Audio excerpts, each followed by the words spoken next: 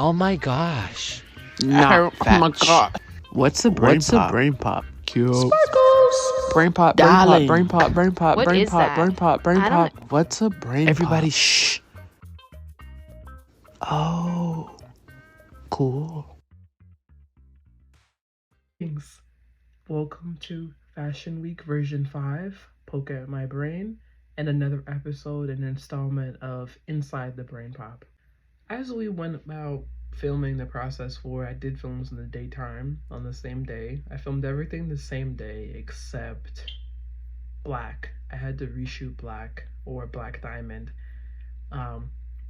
But everything else was filmed in one take or throughout the span of a few hours. Mind you, throughout this filming process, I'm going through wardrobe changes, the floor is slippery, I'm slipping and sliding in my heel. Poke at my brain, I try to maintain close proximity. I try to maintain proximity to the ground because the heels that I am wearing are very high and actually really uncomfortable on one of my feet. I've had a lot of sports injuries in the past on my left ankle, and because of that, my left ankle is predominantly weaker, and I've had to be very careful about what heels and what platforms I put that support and that weight on, because my ankle needs the support. So wearing that for even that short period of time in that video was extremely challenging for me. So the dress was most likely a random hand-me-down or a pickup from TJ Maxx or Ross. So the shoes were real, and I wanted that to be the focal point of the video. I wanted people to see the red bottom, and usually when you see that, you associate it with Christian Louis Vuitton or the brand of some sort, because that's their signature. All of the bottom of their heels are red, or platform shoes, so on and so forth. So when I had those shoes on, I felt like a princess myself nonetheless. The jewelry, I wanted to keep everything seamless. I wanted it to be neat, simple, straight to the point. I didn't want too much of a distraction because the main distraction was the shoes.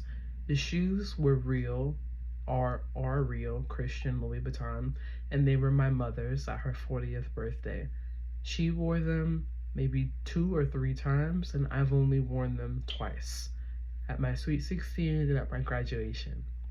They hurt extremely bad even before my sports injuries. Yeah, they're really difficult and challenging to walk in at times, but as we know from the saying of growing up, beauty is pain. I've taken some of that from the shoes and that being the main focal point to sit and be more relaxed and composed. I wanted this video to feel whimsical, and I wanted to pay homage to all of the black girls that are now just breaking out and the stars of Hollywood. Halle Berry starred in The Little Mermaid this past May, and the movie actually came out on my birthday, which was a wonderful surprise. And she, in such a long time, has been the first African-American Disney princess in quite some time, if not the first to my knowledge. It is phenomenal to see a young African-American around my age be in the Hollywood industry and have this opportunity as a warm-up, because I see so much for her growing in this industry. Her voice is phenomenal, and I recently, through a peer, found out about that song. Angel, when I first heard about it, I wasn't sure what the song was talking about, and I wanted to be careful about what I chose for my videos because, as I mentioned prior, I am readjusting myself in my music taste and my relationship with Christ. And when I was listening to it, one of the lyrics that stood out the most was when she was talking about being a black girl here with the black girl hair, or a black girl here with the black girl hair. When I heard that, it immediately stuck out to me that this is really cute and it's really nice to hear. And I thought about her role and just how powerful it must have been for her to play the Little Mermaid recently with all the things that were going on. Of course, the support and the love from her family and her peers is there and the audience base, but there's also the people that unfortunately disagreed with that. I remember being in COVID and listening to the news about it for the first time, and then some of the people on the internet saying that for the first time ever, our princess is black. And I was really happy to see that, and as it's gone out and come out and months later, it's still such a beautiful film, and I'm so glad to be a part of the generation, let alone it being on my birthday, to be a part of something so magnificent. Even if it's just on the day that I was born, nonetheless, it's wonderful, and I actually did see it a few days after that. It was really good, and I thoroughly enjoyed it. So in Black Diamond, that video, I filmed a lot of the scenes behind the sheet, and I was posing and moving my hands and my arms in different kinds of ways. So for this, I wanted to keep it simple. I wanted to play like a princess, and I thought about Shrek.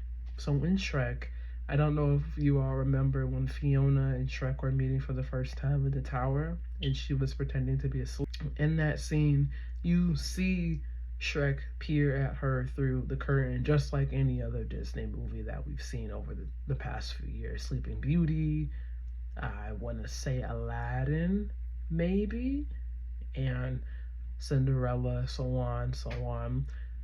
And as you've seen or Beauty and the Beast, actually, when you first meet the Beast in one of those scenes in the movie, and you see his rose, you go through a series of curtains, and that cinematography from the movie inspired this scene to come to life about me laying behind the curtain. Originally, I was going to use the music from one of my favorite Disney movies, which is Beauty and the Beast. I wanted to be particular about the Disney princess that I was using because it's so important for us in our community, especially as African American men and women, to realize and pay homage to just how far we have all come in this industry. It is not, or was not, deemed normal for a African American woman to be the lead role in a company of a large caliber like Disney, and for it to happen now in 2023, so bright and amazing to see, because the kids of this generation are going to grow up realizing the impact that had on them and on the world at that time, similar to Black Panther. In the movie Anastasia, as you know, one of my second favorite Disney princesses wears a navy or royal blue corporate colored dress to the ball to meet her grandmother for the first time, which she unknowingly and unwillingly knows, which she unknowingly does not know at the time will be a life-changing event for her. Anastasia is one of my favorite Disney movies because it pays a different light of culture and attributes, and it also takes place in a native and foreign country that we don't talk about a lot. And that leads me to myself. I am from another island and a country, but am born in a different place and city in the US, and it's important to me to pay homage to those third world countries out there that have less fortunate opportunities. I have those girls and young men and women who are looking and seeking opportunity to be in the caliber and lifestyle that they see on TV. Some have never heard or seen about Disney, or maybe they have and they haven't had the opportunity to go, let alone watch it as frequently or as much as they'd like. So it's important for me to think about some of those third world countries, especially being from one of my own,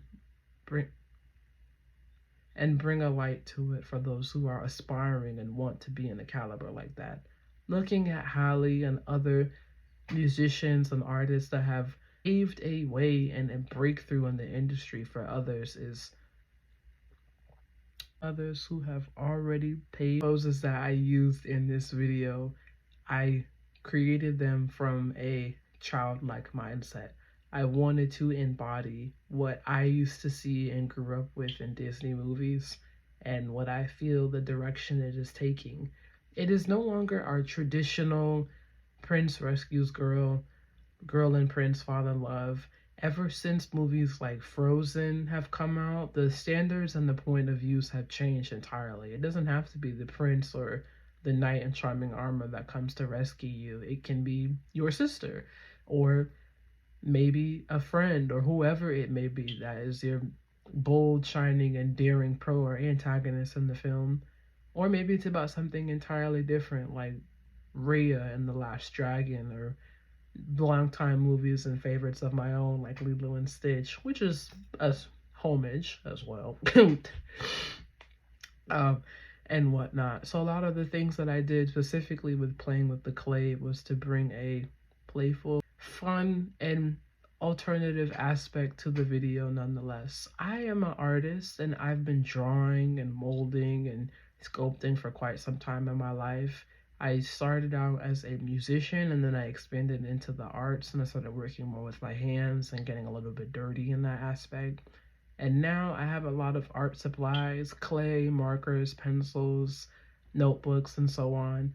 And I wanted to showcase to others that artistry still exists and that sometimes it's just fun to mold and create things. I hope all of you have a wonderful and blessed day. Thank you for joining me inside of my brain pop and poking at my brain just a little bit about what it feels like to be in a Disney world.